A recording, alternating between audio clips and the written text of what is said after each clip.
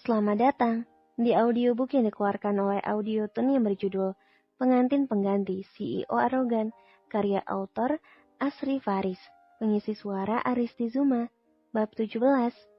Sena menarik selimut itu dengan kuat. Wening tak mau kalah, membalasnya dengan sengit. Seketika otak kanannya memancarkan ide jahil untuk membuat pria itu tumbang. Gadis itu melepas dengan sukarela hingga membuat suaminya terjungkal ke lantai marmer. Sontak membuat Wening tertawa ngakak melihat suaminya yang terdampar di sana. Syukurin nyungsep, batin Wening tertawa jahat. Aku lagi mau males ketawa sebenarnya, tapi ini terlalu lucu. Kenapa ada pria dewasa yang seresek kamu? Dasar om-om kurang kerjaan. Ejek Wening tertawa bahagia mendapati kesialan suaminya. Pria itu mengadu dengan muka garang, menahan kesal, siap memuntahkan kemurkaan hatinya yang serasa dongkol. Dasar istri durhaka, kualat nanti kamu nih. Sarkas pria itu mengomel, dengan rasa jengkel menarik kaki istrinya dari kasur, hingga membuat gadis itu menjerit. Lepasin om, lepasin. Wening memberontak rusuh. Kedua tangannya mencengkram bed cover sebagai pegangan, kakinya menendang-nendang hingga tanpa sadar, mengenai batang pokok pria itu. Au, kali ini Wening tidak sengaja, tapi benar-benar membuat pria itu menjerit kesakitan. Bahkan mungkin benar-benar tidak berdaya. Sejenak Wening merasa takut melihat suaminya yang terlihat menahan sakit. Gadis itu bingung sendiri. Om, gak apa-apa? Tanya Wening hati-hati.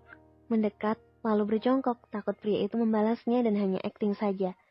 Jangan mendekat, menjauhlah dariku anak setan. Umpat Seno saking kesal. Yakin gak butuh bantuan, tapi sepertinya om butuh ke rumah sakit. Butuh pemeriksaan lebih lanjut, takutnya telur itu pecah dan tak bisa berfungsi dengan benar. Seno menatap tajam istrinya, berjalan perlahan mendekati ranjang. Duduk tenang seraya melirik santai suaminya, yang berwajah muram. Makanya jangan jahat jadi orang, ngatain segala, kualat kan jadinya, kata perempuan itu. Pria itu tidak menyahut, melirik istrinya penuh permusuhan. Ia merasa begitu sial dan bertambah nelangsa, semenjak gadis belia itu hadir menjadi istrinya. Jangankan menurut, sedikit pun tak pernah merasa dihargai darinya. Beberapa kali pria itu menghela napas dalam. Apa salahnya? Kenapa harus bertemu dengan gadis barbar tidak berakhlak? Sedang Wening terlelap dengan damai. Tak peduli pria itu menahan jengkel setengah mati. Hingga pagi menjelang keduanya masih bergelut di balik selimut yang sama. Entah siapa yang mendahului, keduanya terlihat akur satu sama lain. Sampai netra itu terjaga dan keduanya tersadar begitu mesra. Kaget dengan keadaan keduanya yang begitu rapat. Ah! Seno dan Wening menjerit bersama, saling memberi jarak. Refleks keduanya meneliti tubuh masing-masing. Seketika merasa lega, mendapati masih berpakaian lengkap tanpa ada kurang satu apapun. Wening turun dari ranjang, setengah berlari menuju kamar mandi.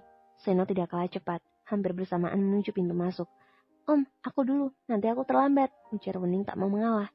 Mana bisa begitu, aku juga sudah telat, aku duluan, anak kecil belakangan. Kalau Seno tak mau tahu, jadi orang dewasa kok nggak mau ngalah sih? Aku telat, aku duluan. Enak aja, aku yang duluan. Seno yang tak mau kalah dengan berat hati mengangkat tubuh istrinya, lalu menghempaskan keranjang. Baru pria itu berlari cepat menghindar amukan istri kecilnya. Om, ya ampun, lepasin. Ronta Wening yang jelas kalah telak dari segi tenaga. Seno menutup pintu kamar mandinya cepat, sebelum perempuan itu menyusulnya, menggedor kamar mandi sekencang mungkin. Nampaknya pria itu begitu menikmati kekalahan istrinya pagi ini. Ia sengaja berlama-lama di kamar mandi tanpa mau tahu gelisahnya Wening yang menunggu di luar dengan tak tenang. Bukan Wening namanya, kalau tidak banyak ide di otaknya. Perempuan itu menyiapkan seragam lalu berjalan keluar menggedor kamar tetangga. Hehe, sorry ganggu pagi-pagi. Numpang kamar mandi boleh, pita gadis itu mengubur malu. Demi kelancaran pagi ini tentunya. Gadis itu nekat meminjam kamar mandi adik iparnya. Emangnya kamar mandi di kamar kamu kenapa? Antri, aku keburu telat, boleh ya? Tapi kalau kamu nggak nyaman nggak jadi ding. Gadis itu hendak berbalik tetapi tangan kanan Arka menariknya masuk ke dalam. Pakai aja, aku udah beres kok, ujar pria itu tersenyum. Oke, makasih, jawab gadis itu melesat tanpa pamrih. Beberapa menit berlalu. Makasih ya, ujar Wening setelah selesai. Sama-sama, pakai aja setiap hari, jawab pria itu senang hati. Besok kalau waktunya samaan boleh lagi, hehe. Keduanya terkikih bersama keluar dari kamar Arka pas bertepatan saat Seno keluar dari kamarnya. Membuat pemandangan yang luar biasa salah paham tentunya. Pria itu dibuat tak percaya dengan kelakuan istri kecilnya. Bersambung. Bab 18. Wening menutup mulutnya rapat-rapat, menyimak dengan seksama Siraman rohani yang diberikan suaminya pagi ini, dengan kecepatan 8,5 kata per detik. Rasanya ingin membekap mulutnya agar berhenti mengomel. Sepertinya itu hal yang mustahil. Bahkan hingga sampai halaman sekolah, pria itu belum selesai marah-marah. Krik, krik, Wening masih setia, menatapnya tanpa minat. Lebih baik pura-pura nurut, karena sesungguhnya ia malas berdebat pagi ini. Om sudah sampai, Wening masuk kelas dulu ya, nanti sambung lagi pesan-pesannya. Bila perlu, dibikin podcast gitu om, hehe. Assalamualaikum. Pamit Wening sungguh semakin membuat pria itu kesal saja. Kamu dengerin gak sih? Dari tadi aku ngomong, bisa ngerti kan? Tekan pria itu cukup garang. Ngerti om, paham. Jawabnya seserius mungkin. Dilarang panggil om, aku bukan om kamu. Protes Seno kembali murka. Siap Pak Seno, ralat Wening dengan panggilan baru. Pria itu semakin mendelik. Bocah satu ini emang tidak ada sopan-sapannya. Ini apa lagi? Kapan saya kawin sama ibu kamu? Bapak, saya bukan bapak kamu. Panggil dengan nama yang baik dan benar. Heis, ribet deh. Kasih contoh, panggilan yang baik dan benar. Ujar Wening banyak aturan. Ya manggilnya yang enak didengar gitu. Itu namanya menghormati dan menghargai. Baiklah, suamiku sayang. Aku berangkat dulu. Ujar gadis itu tersenyum manis. Sungguh panggilan menggelikan. Tapi demi kelancaran paginya, gadis itu harus menahan amarah. Apalagi, udah sana masuk, aku mau berangkat ke kantor. Ujar Seno merasa aneh.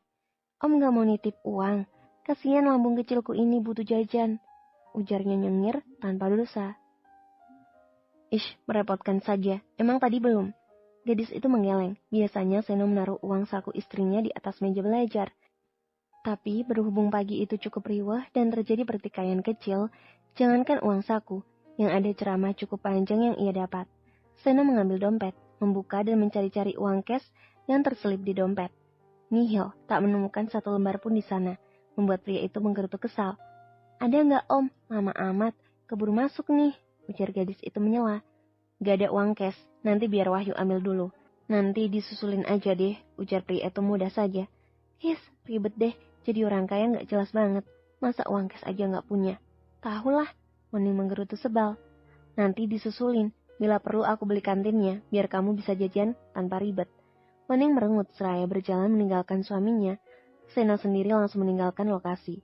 Tepat di gerbang sekolah, pintu gerbang hendak ditutup, satpam yang berjaga. Pak, tunggu, jangan ditutup dulu. Pekik seorang pria menahan gerbang teralis setinggi 2 meter itu. Keduanya saling melirik dalam diam, tak bertegur sapa. Sedetik kemudian bersamaan mengiba agar bisa masuk, karena hanya terlambat lewat 3 menit saja. Pak, dibayar berapa sih?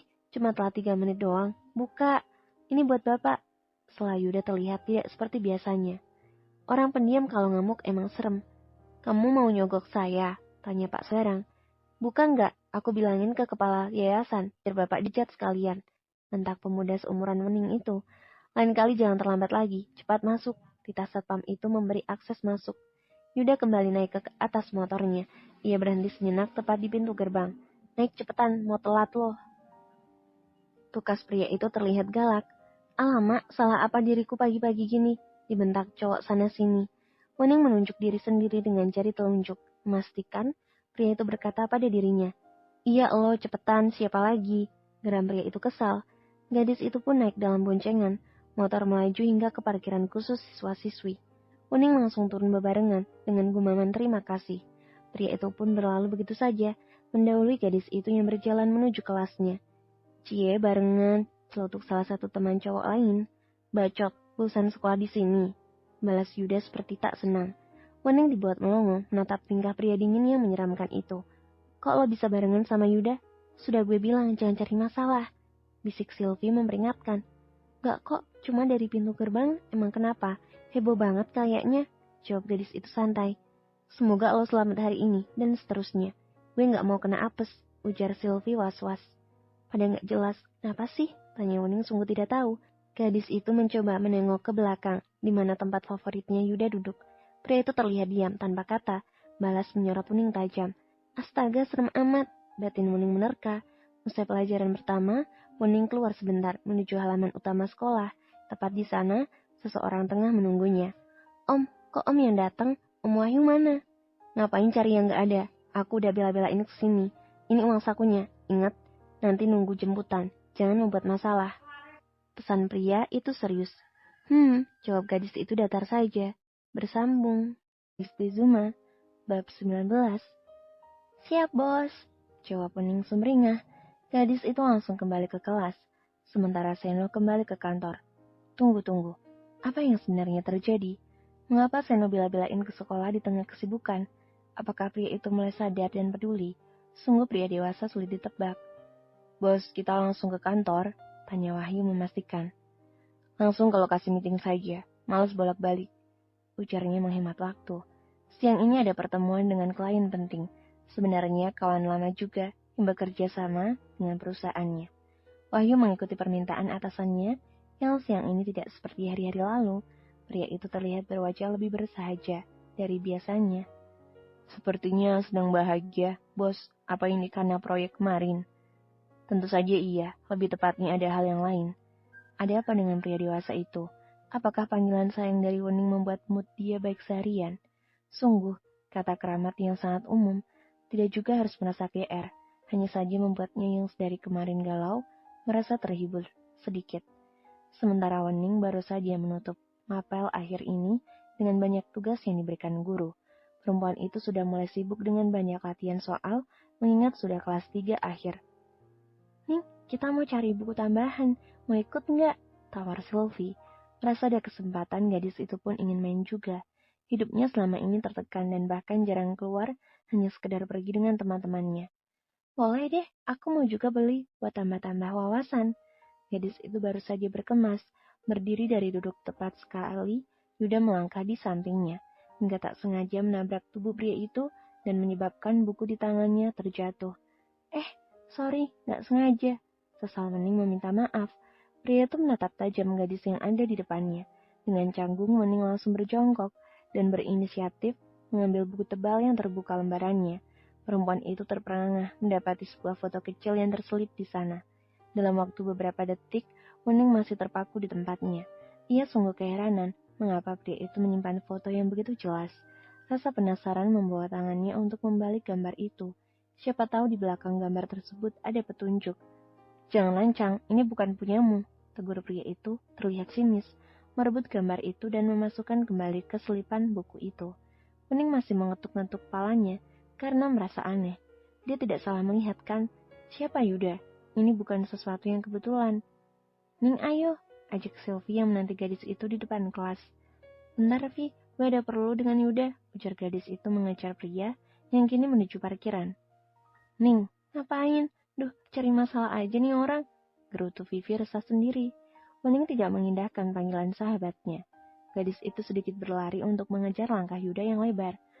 Tunggu dah, pakai gadis itu dengan napas ngos-ngosan. Pria dingin dalam setiap kesempatan itu menatap heran. Perempuan yang tengah menghadapnya. Kenapa? Mau nebeng lagi? Tawar pria itu dengan sinis. Emangnya boleh? Balas Wening dengan polosnya. Gue mau ke Gramet, kita beda arah. Tolaknya cepat. Aku juga mau ke sana, apa aku boleh bareng? Gak, gue gak biasa bareng cewek, ujar pria itu serius. Oh, oke, aku sama Sylvie kok gak jadi. Ujar gadis itu harus mencari cara lain untuk mencari tahu hal itu. Ya ampun Ning, sudah aku bilang. Jangan deket-deket sama Yuda, lo bakalan sakit hati. Dia beneran anti perempuan. Ish, datar banget. Gue bilang juga apa, dia tuh cowok aneh. Mending jauh-jauh deh. Dia beneran anak sekolahan sini atau pindahan kayak gue? Anak sini lah, emang kenapa sih? Gue pengen deket, jawab Wening yakin. Gila, dibilangin juga lo naksir, hati-hati entar sakit hati. Gue gak suka sama dia, Vi, tapi sepertinya dia tahu sesuatu. Ngomong apa sih, gak jelas banget. Cabut, Vi, nebengnya entar gue traktir. Yoi, Dara gak ikut. Ketemu di sana, jawab Sylvie benar adanya. Keduanya langsung menuju ke lokasi. Sebelumnya gadis itu sudah memberi pesan pada suaminya untuk menjemputnya di sana. Cukup lama memilih-milih buku bacaan dan yang lainnya. Lo ngikutin gue, tuduh Yuda demi melihat Wening mendekatinya. GR, tadi kan udah bilang mau kesini. Lagian kurang kerjaan amat ngikutin lo. Ya udah sana jauhan, ngapain duduk di sini? Usir pria itu ketus. Tempat umum kan, suka-suka aku lah, di mana aja. Ganggu tahu nggak? Lo kenapa nyimpen foto orang? Tanya Wening sungguh pura-pura pintar. Bukan lo, jangan kepedean. Dapat dari mana? Tanya Wening santai. Yuda tak menimpali, pergi meninggalkan lokasi setelah melakukan pembayaran yang cukup mengantri. Vi, gue nitip ini uangnya. San Wening ikut keluar dengan cepat. Cewek aneh, minggir, ngikutin gue. Hendak Yuda kesal. Yuda mendorong tubuh Wening hingga gadis itu mundur beberapa langkah. Tepat sekali saat Seno tiba di sana, ingin menjemputnya. Bersambung.